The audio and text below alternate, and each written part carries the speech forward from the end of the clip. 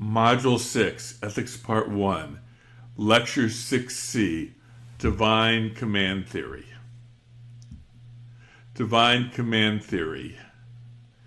We studied this already, but we're going to look at it in greater detail now. Ethics comes from God. Let us return to Divine Command Theory, which we discussed in the module on philosophy of religion. Most Americans probably prefer Divine Command Theory. That's why we're spending some time in it. What is right and what is wrong? Whatever God says is right or wrong. Ask the average American why murder is wrong, and he or she will probably say, it is against the Ten Commandments. God set down what is ethical, and if God changes his mind, then what is ethical will change. Most Americans believe that to learn right from wrong, we need to turn no further than the Bible. Divine command theory is the view of many religious thinkers throughout history. Christian thinkers from Augustine to Luther accepted it.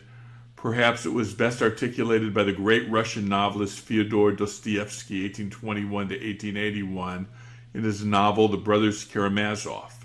Discussing whether it would be permissible to kill their evil father, one of the brothers, Ivan, is quoted as saying, if there is no God, everything is permitted. If there's no God, everything is permitted, which means the only reason anything is forbidden is because of God.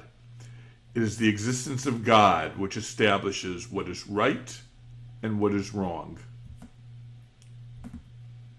Nonetheless, there are problems with this theory. What about people who do not believe in God? What about religions such as Buddhism that are not theistic? What if God changes his mind? In the Bible, God tells Noah that murder is forbidden. Then he commands Abraham to kill his son Isaac, born in his old age. Moses forbids murder in the Ten Commandments. Then Moses, speaking in the name of God, commands the murder of all the Midianite males and all females who have not known a man. Awful acts have been committed by every religion in the name of God.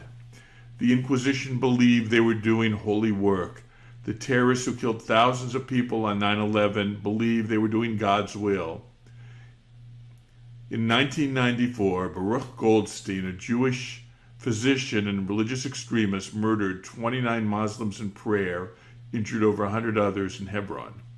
He believed he was following God's will. What does it mean to say that God is good?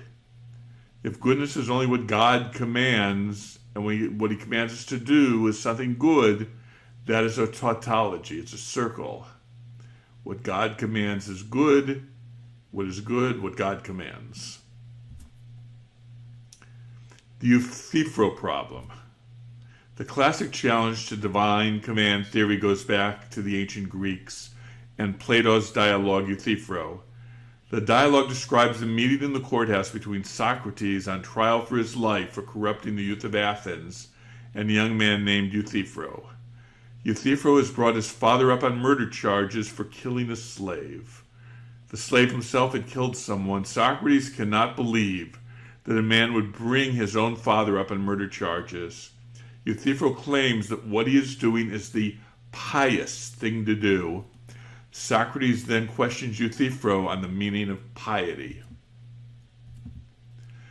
Euthyphro claims that piety means doing the will of the gods. Socrates responds, which gods? Since the Greeks believed in multiple gods, what if the gods disagreed?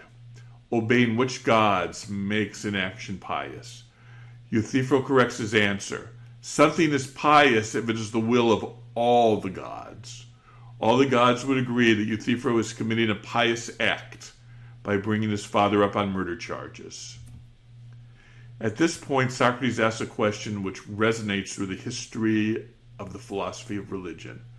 Is an act pious because it is the will of the gods, or is it the will of the gods because it is pious? Does piety exist independent of the gods, and the gods simply declare that their desire is for people to be pious? Or does piety not exist until the gods declare something to be pious? At this point, Euthyphro leaves Socrates. I don't blame him. Let us translate Socrates' wonderful question to modern Western theistic religions such as Judaism, Christianity, and Islam. These religions assume an all-powerful God who gives commandments. And Socrates is asking, is an act good because God has commanded it? Or has God commanded it because it is good? It was good already before God ever said anything. In order to apply this issue to contemporary ethics, it is worth looking at both of these sides. An act is good because God commands it. What is good or evil becomes somewhat arbitrary. Something can be good one moment and evil the next because God changes his mind. There's no absolute good or evil. It all depends on the whims of God. If good simply means what God commands, then God commands the good simply means God commands what God commands. We've already mentioned that this is a tautology with no meaning. God commands an act because it is good. Good and evil exist before God commands anything. In fact, one does not need God nor commandments to understand that some things are good and some things are evil. Later we'll be studying natural law and Aquinas, who really said that we know through our knowledge what's good and what's evil without God. God becomes unnecessary as a source of ethics. The heart of the Euthyphro problem is that either God is arbitrary or God is unnecessary. This seems to be a powerful argument against divine command theory. This argument seems to point to the fact that if good or evil exists, we must look elsewhere besides religion. Thought question. In the Bible, at the beginning of Genesis, Cain kills his brother Abel in a fit of jealousy because God accepted Abel's offering and not his own. God punishes Cain, it should say, making him a wanderer on earth. But God had never told humanity that murder was wrong. In fact, not only had nobody ever been murdered at this point, nobody had ever died. How was Cain supposed to know that murder was wrong?